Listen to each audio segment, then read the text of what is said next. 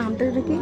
বন্টি বলি। হ্যাঁ, দেখো বন্টি আসছে, আমাদের সেক্রেটারিও দাঁড়িয়ে আছে, সবাই আছে দাঁড়িয়ে। একটু হ্যালো বলো। এখন যাবে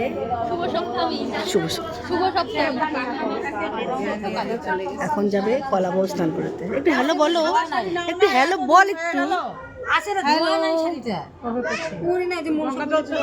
তো কি কিছু হবে না ঠাকুরের জন্য গঙ্গা জল ছিটা